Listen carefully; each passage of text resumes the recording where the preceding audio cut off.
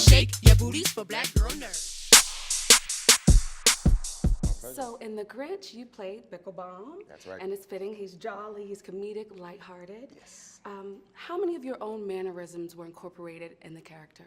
Because he looks so much like you. Well, that's a beautiful part of animation. It's like you start off and you record it in a way, and then they record you as you're recording, and then they kind of animate based on like your reactions, so like your character can kind of look as close to you as possible. I think that helps the audience. It's like, oh, you know, that's Kenan Thompson playing it and it looks like him or whatever, and his mannerisms are kind of similar or whatever.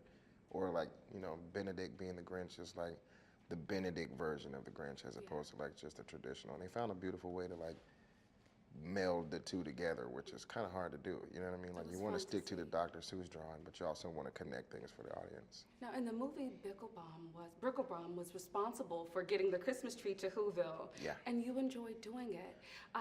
What would you say to people who are oftentimes lonely during the holidays to encourage them?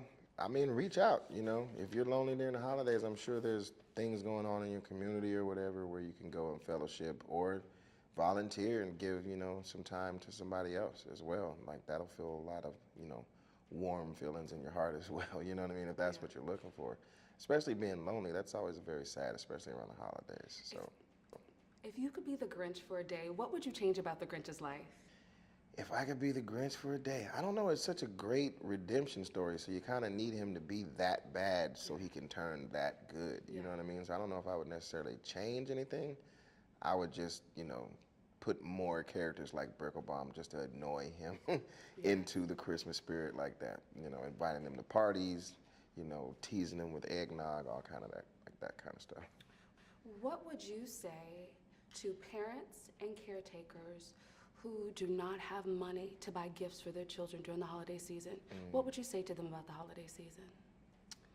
I mean, the holiday season is about giving whatever you can give. It doesn't have to be anything that you have to purchase, you know what I mean? It could be something that you make. It could be something that, you know, you cook, whatever. It's just all about exchanging love and fellowship with one another and like how important family is. So count your blessings to even have somebody, like we were talking about people that are all alone.